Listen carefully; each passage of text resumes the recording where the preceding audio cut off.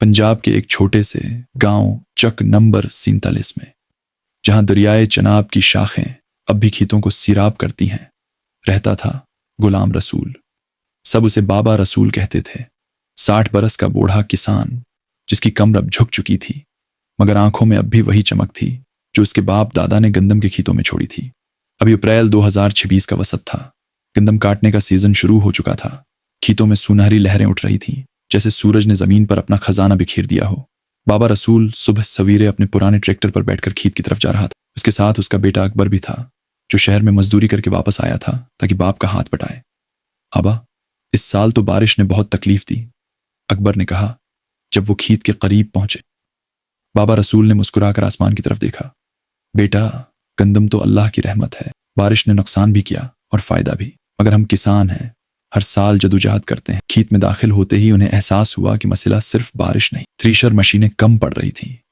बिजली के load shedding की वजह से फैक्ट्रियां ठप थीं, नई मशीनें नहीं बन रही थी। पुराने थ्रेशर वाले ज्यादा पैसे मांग रहे थे। कई किसानों के खीतों में गंदम पककर गिर रही थी। रसूल ने अपनी दरांती तेज की।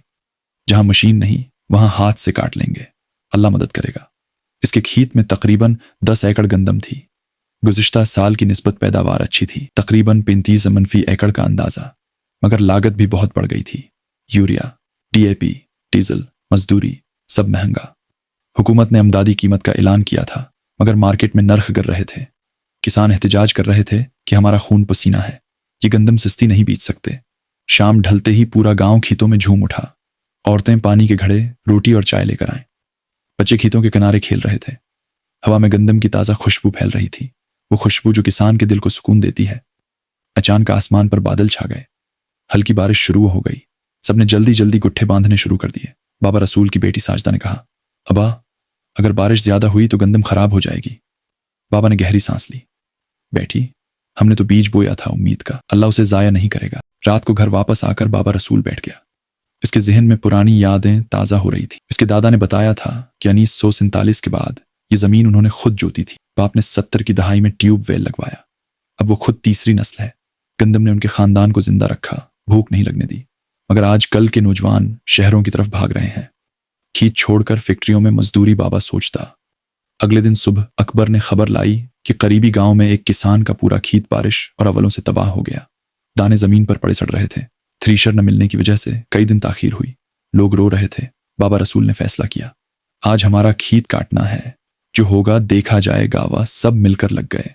क्रांतियों की आवाज, ट्रैक्टर की गड़गड़ाहट और मजदूरों के नारे, अल्लाह अकबर, अल्लाह अकबर। गंदम के गुट्ठे बनते गए। अकबर ने एक पुराने थ्रेशर वाले को राजी किया, मगर वो ज्यादा पैसे मांग रहा था। भाई, हमारे पास इतने पैसे नहीं, थोड़ा कम कर दो, थ्रेशर वाले ने कहा।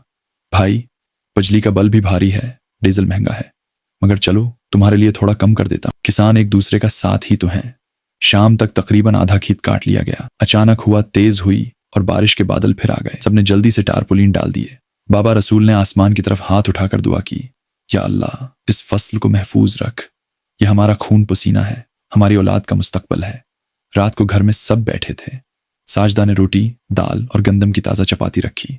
बाबा रसूल ने एक नवाला तोड़ा और कहा, देखो बेटी, ये गंदम का जायका ही अलग है। जो किसान खुद उगाता है उसका मजा ही कुछ और होता है। अकबर ने पूछा, अबा, अगर हुकूमत ने अच्छी कीमत न दी तो क्या करेंगे? बाबा ने मुस्कुराकर जवाब दिया, बेटा, किसान कभी हार नहीं मानता। हमने सैलाब देखे, खशक साली देखी, महंगाई देखी, फिर भी अगले साल बीज बो देते हैं, क्योंकि जमीन हमारी माँ है। माँ को कैसे छोड़ सकते हैं? अगले चंद दिनों में पूरा खेत काट लिया गया। थ्रेशर चलता रहा। दाने निकले तो सबके चेहरे खुल गए। पैदावार अच्छी थी, तकरीबन 350 मन गंदम। मगर अब मसला मार्केट का था। कुछ ताजिर कम कीमत दे रहे थे। किसानों ने मिलकर एहतजाज किया, हमारी गंदम, हमारा हक है। बाबा रसूल ने अपनी गंदम को हुकूमत के खरीदारी मरकज पर ले जाने का फैसला किया। वहां लाइन लगी हुई थी। किसान एक दूसरे से बातें कर रहे थे। एक कह रहा था, इस साल अवलों ने बहुत नुकसान किया। दूसरा कह रहा था, मशीनों की कमी ने जान ले ली। आखिरकार बाबा रसूल की बारी आई। उसने गंदम के नमूने दिखाए। मयार अच्छा था, अदायगी भी हो गई, मगर वो कीमत जो किसान चाहते थे वो नहीं मिली। फिर भी बाबा खुश था, कम से कम घर तो चल जाएगा। घर वापस आकर उसने खानदान को जमा किया। सुनो, इस साल भी अल्लाह ने बचा लिया। अब अगले सीजन के लिए तैयारी करनी है। बीज का इंतखाब करो, जमीन तैयार करो। साजदा ने पूछा, अबा, आप थक तो नहीं गए? بابا رسول نے ہنستے ہوئے کہا، بیٹی، کسان کی تھکن تو اس وقت ختم ہوتی ہے جب وہ دیکھتا ہے کہ اس کی گندم کسی کے گھر روٹی بن رہی ہے، جب بچے اسکول جاتے ہیں، جب گھر میں خوشی ہوتی ہے۔ یہ ہمارا فریضہ ہے۔ کئی دن بعد گاؤں میں عید جیسی خوشی تھی۔ کسانوں نے اپنی فصل بیچ لی تھی، کچھ نے قربانی کی، کچھ نے بچوں کے لیے نئے کپڑے خریدے۔ بابا رسول بیٹھا، اپنے پرانے چبوترے پڑھا، سامنے کھیت اب خالی تھا۔